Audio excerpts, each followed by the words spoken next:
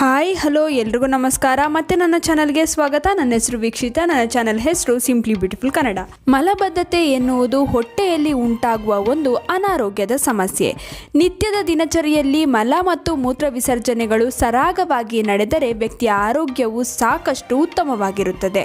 ದೈಹಿಕ ಚಟುವಟಿಕೆ ಇಲ್ಲದಿರುವುದು, ಆಹಾರದಲ್ಲಿ ನಾರಿನಾಂಶದ ಕೊರತೆ, ನಿರ್ಜಲೀಕರಣ, ಅಸಮರ್ಪಕ ಪಚಯ ಕ್ರಿಯೆ ಸೇರಿದಂತೆ ಇನ್ನಿತರ ಕಾರಣಗಳಿಂದ ಮಲಬದ್ಧತೆಯ ಸಮಸ್ಯೆ ಕಾಣಿಸಿಕೊಳ್ಳುತ್ತದೆ.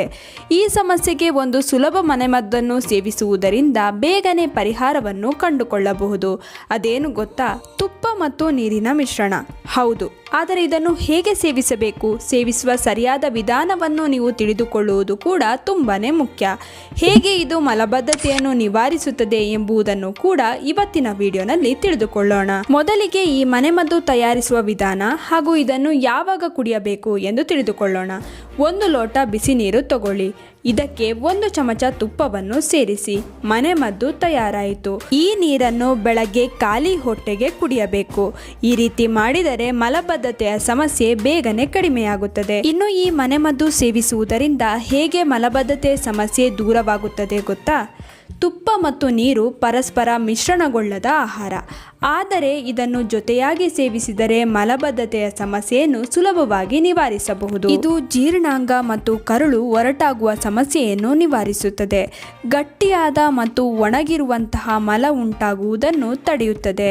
ತುಪ್ಪದಲ್ಲಿ ಇರುವ ನಯಗೊಳಿಸುವ ಲಕ್ಷಣಗಳು ಮಲವನ್ನು ಮೃದುಗೊಳಿಸಿ ಮಲಬದ್ಧತೆಯಂತಹ ಸಮಸ್ಯೆಯನ್ನು ನಿವಾರಿಸಲು ಸಹಾಯ ಮಾಡುತ್ತದೆ. ಇನ್ನು ನೀರು ಸಹ ಜೀರ್ಣಕ್ರಿಯೆಯನ್ನು ಸುಲಭಗೊಳಿಸಿ ತ್ಯಾಜ್ಯವನ್ನು ಮೃದುವಾಗಿಸಲು ಸಹಾಯ ಮಾಡುತ್ತದೆ. ಜೊತೆಗೆ ದೇಹದಲ್ಲಾಗುವ ನಿರ್ಜಲೀಕರಣವನ್ನು ತಡೆಯುತ್ತದೆ.